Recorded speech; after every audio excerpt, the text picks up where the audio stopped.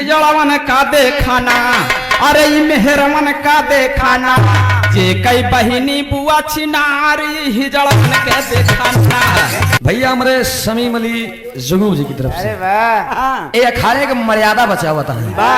पूरा बिरहा ताई मई छिनरा सार हिजड़ भड़ुआ यही हैदर अली गाय रहे ने। ये अखाड़ा की पहचान पहले ऋषि मुनि यही कहा था ना, बे हिजड़वा अबे सारे होरे बस के नहीं बहारी माना जा लबलबाए से बिरहा नहीं हूँ जबरदस्ती अंडा पंडक तो हम पता नहीं कैसे ठेल रही थी, पता नहीं क्या चला जाता। बार बार कहा कहें विजय लाल के 1% नहीं यहाँ 1% की बात करते ही कलाकार मैंने बताया ना, नाम मारा जा सकता है दोस्त, लेकिन काम नहीं मारा जा सकता। ये बात मैं और आप नहीं, जनाब श्री जुगनू हैदर अली उस्ताद खुद कह करके चले गए। कोई विजय लाल नहीं होने वाला है, कोई हैदर अली गुरु जी नहीं होने वाला है। इसीलिए मैं एक गीत गाया हूं कि कोई हैदर कहाने वाला नहीं, कोई हैदर कहाने वाला नहीं, यश कीर्ति जो कमा लिए कोई दूजा कमाने वाला नहीं रे, कोई हैदर कहाने वाला नहीं, कोई हैदर।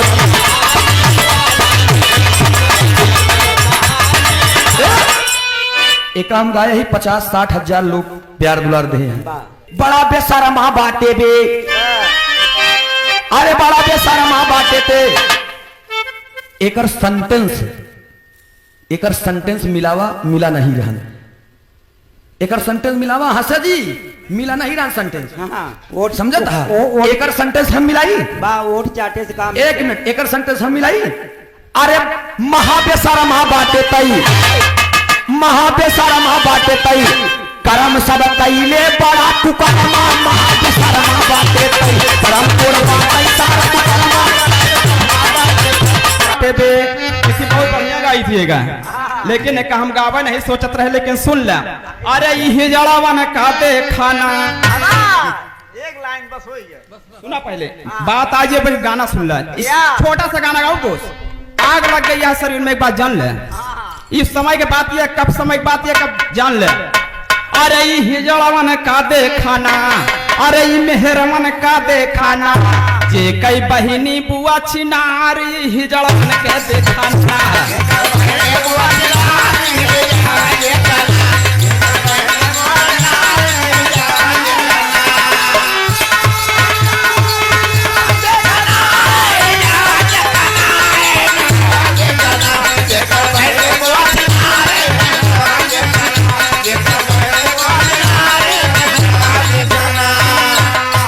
कहना बा कि बहन के अपने परज न पाए घूम गई, और बहन के अपने परज न पाए न खोज गई भतार।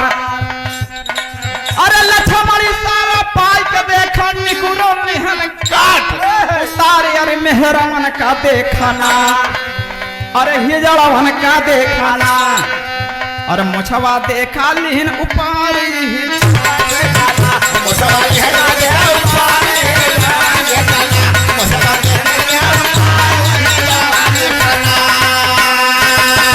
अब मुंडे नहीं बनाया हम कभी रहा वही के। और सुना, अरे हम तो जाने मरते हैं, लेकिन तू बाटा मेहरा।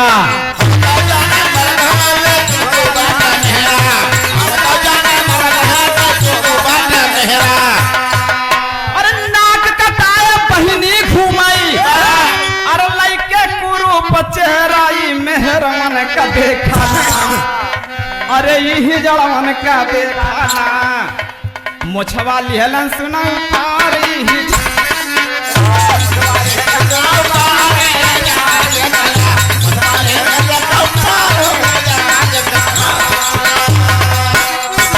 और बाबूजी देख लो लास्ट में कहना बा, और सियरन जैसे देखा सारे करते यहाँ गुहार।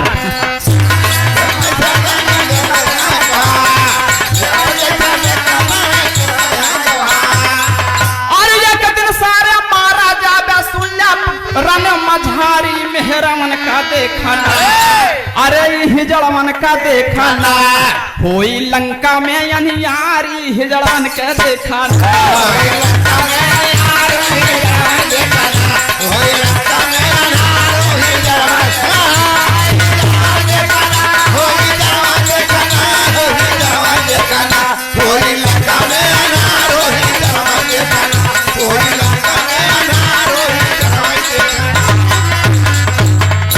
गावे के बाबूजी तो मूडे रहा, लेकिन सूरज आज वाकई में मूड तो खराब कर दिया आज। इतना उछल कूद कर दिया कि साला शरीर में आग लग गई मेरे। लेकिन चला रात बीत गया, ये सब श्रोतागण है, सम्मान है आप लोग से, ज्यादा बात नहीं होती बाबूजी। अब बहन भी रहा एक सुना, छोट सा हमसी भी रहा सुना। ये तनी के फुचका पाई गए कहन के गोवर्धन पर्वत जब कन्हैया जी पुजाई दिहन, हाँ तो वही बतावत है कि काहे के पर्वत हुआ रहा है। अरे कहीं इसका कहीं वही नहीं ना बाबूजी, कि और छोर नहीं है, वेद के बाद के कहीं और छोर नहीं है बाबू। रात में 2-4-10 रात गाएंगे आप, हम गाएंगे, लेकिन कहीं वेद का नहीं मिल सकता बाबू। तो कहना है एक ही बिरहा हमसे सुना, रामचरित मानस से सुना।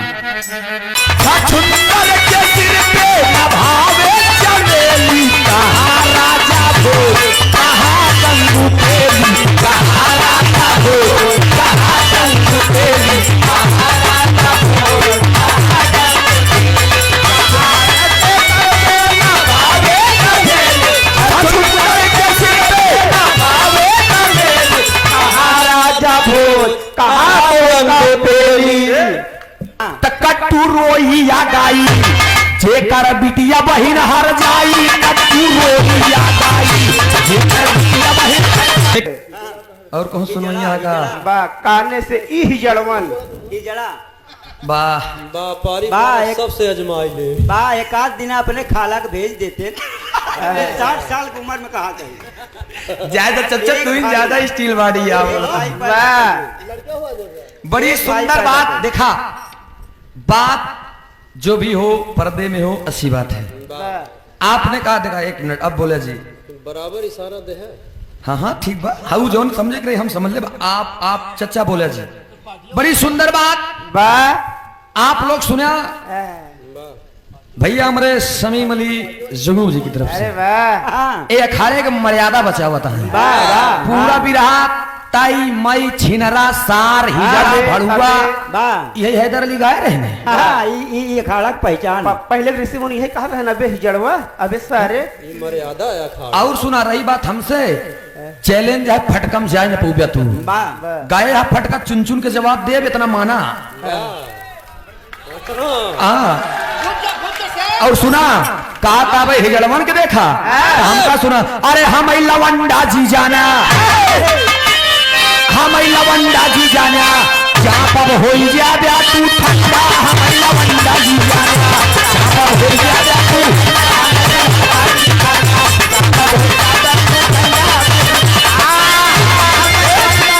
एक मिनट, भाजे चलते ही भाजन नहीं एक कौ बार भाजबे ना 30 साल में 60 साल याद आई, पेखुरा खुरा दर्द करे लागी, 2 फीट जमीन छोड़ के उछरब देखे बहन।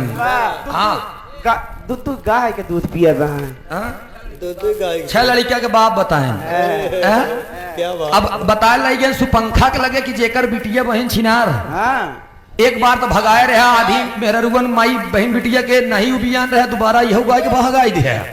अब तक हम हाँ बुआ और बहन छिनार बताए दे भैया हमरे, लेकिन वहीं से हम कहा थी जवनी साई सुपंखा के निकुरा काटा रहन, वो कहे अरे कट्टू रोवैया गाई, हाँ कट्टू हाँ जब कट के निकुरा कट्टू हाँ सुपंखा के त कट्टू रोइया गाई जेकर बिटिया बहिन हर जाई, कट्टू रोइया गाई जेकर बिटिया बहिन।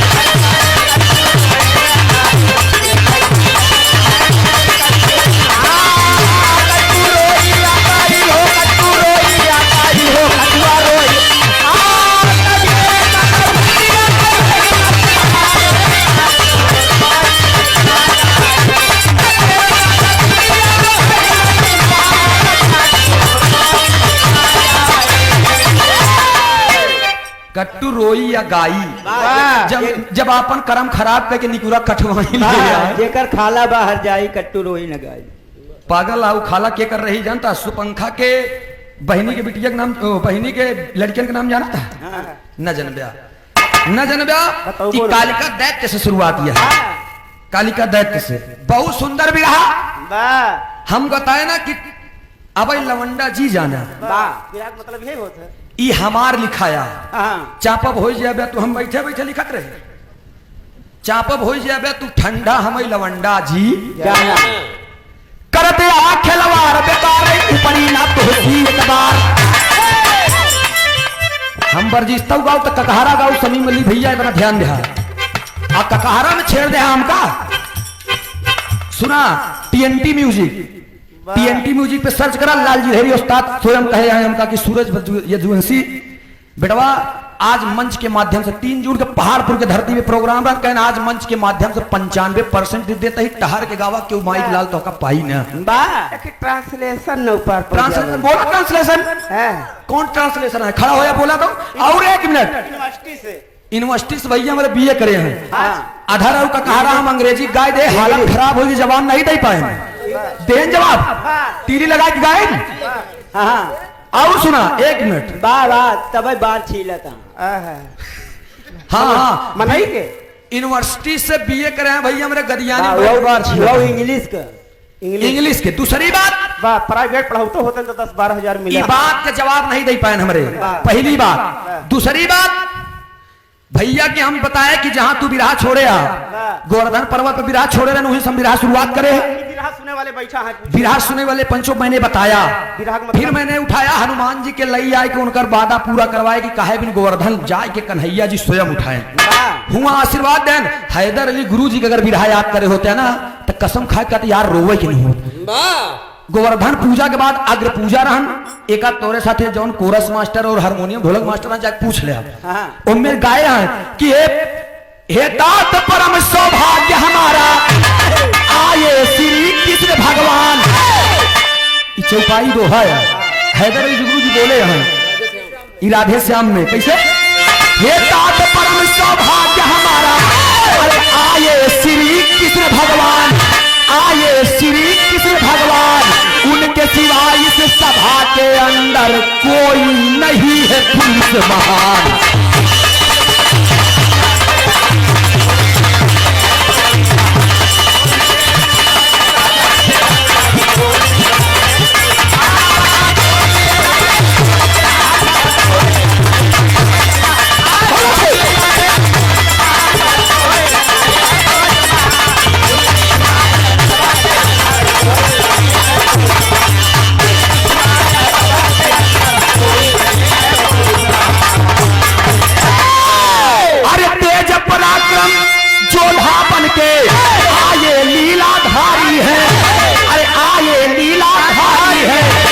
सुदर्शन वाले प्रभु अरे वही मदन मुरारी है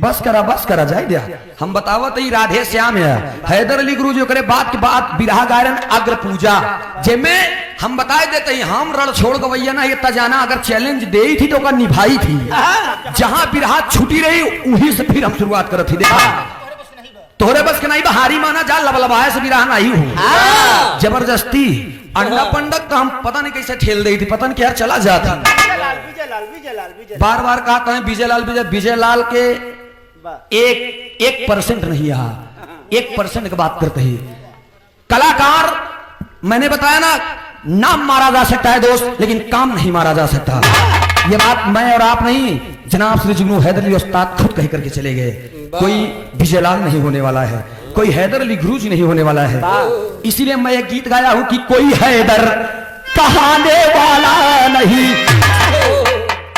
कोई हैदर कहाने वाला नहीं यश कीर्ति जो कमा लिए कोई दूजा कमाने वाला नहीं रे कोई हैदर कहाने वाला नहीं कोई हैदर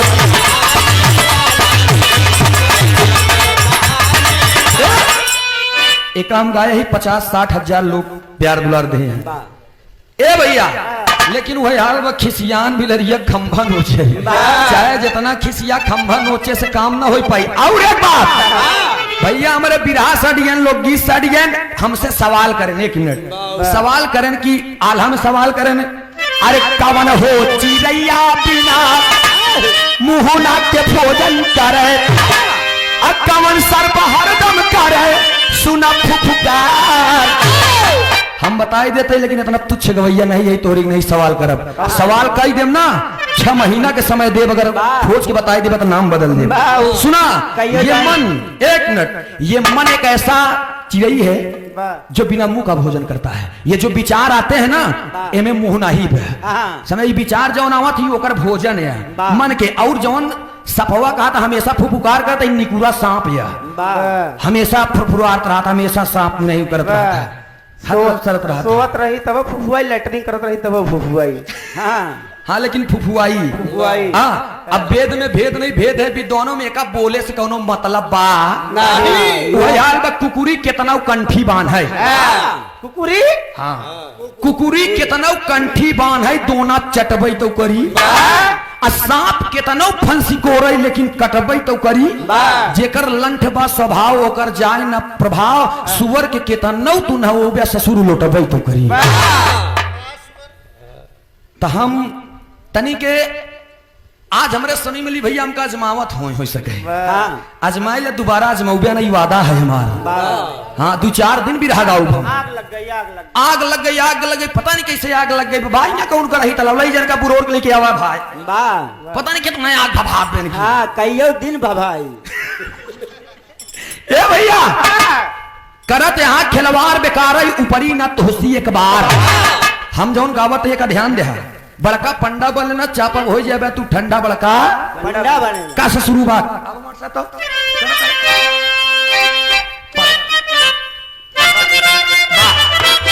का से शुरू बात कर दे खिलवाड़ बेकार ऊपरी न तोसी एक बार। खेला खा खिलवाड़ खाएंगे, खेला खा खिलवाड़ करा तू आधी उम्र बीती तोहार। गाय आई गया गर्दन तक तोहरे हमरे लथ गदा कान से खून के धार। घामर तो हर झाड़ ले भाई सुन ले बच्चा के नहार।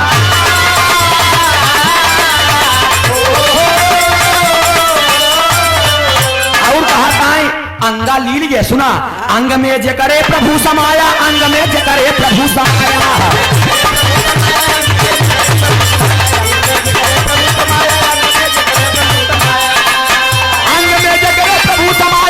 चली न के माया चापर लइके हम डंडाया बैला बंदा जी जाना चापर लइके हम।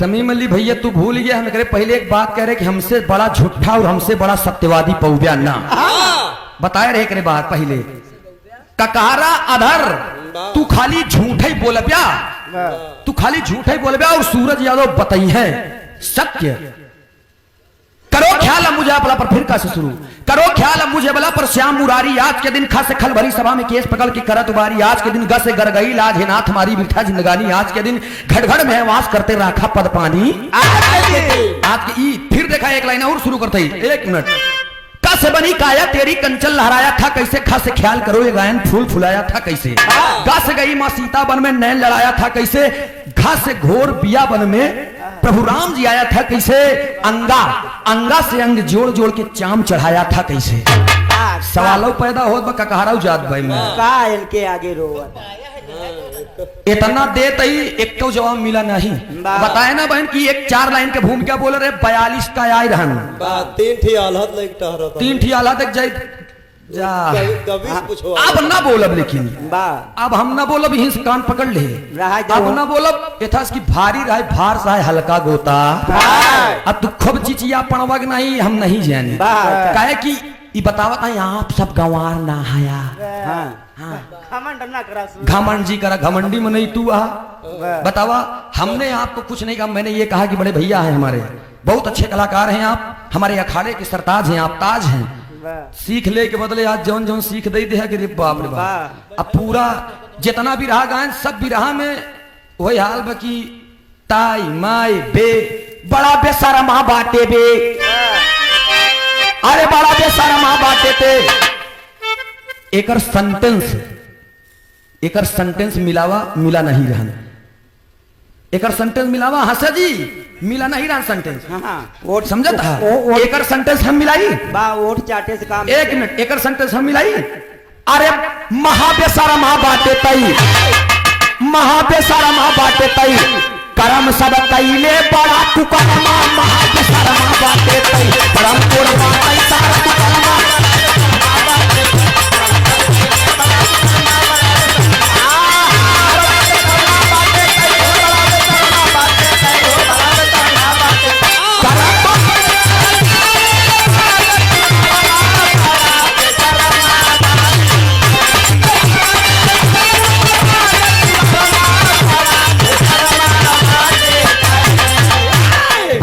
महाबेशरमा बाटे तई, करम तोर सारा है कुकरमा, महाबेशरमा बाटे तई।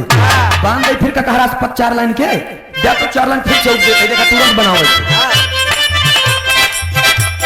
काहे बिना लाबारी बोले तो से कुछ ना आवई बे, काहे का से शुरू बा, काहे बिना लाबारी बोले तो से कुछ ना आवई बे। फंसे खाते खाई के घूम तारते अब ना तोर भात भावई बे, खाई पी के घूम तार तोर भाषा अब ना भावई बे। गसे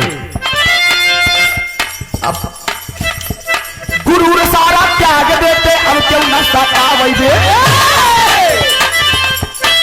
घरे जाई के मेहर लड़का अपन अब बचावई बे।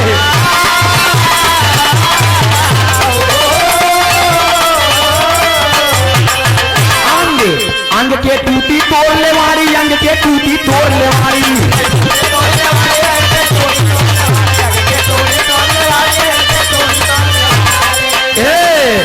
अंग अंग छोड़ा नहीं है, अंग के टूटी तोड़ ले मारी, लइके चाप अब हमहू बारी। ध्यान दिया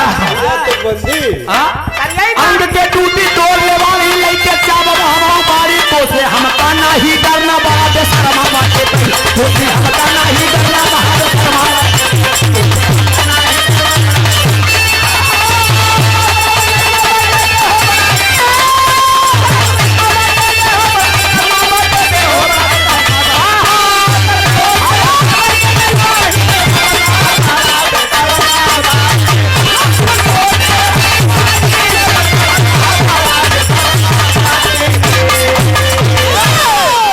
हमका जमावे कोशिश जी करे।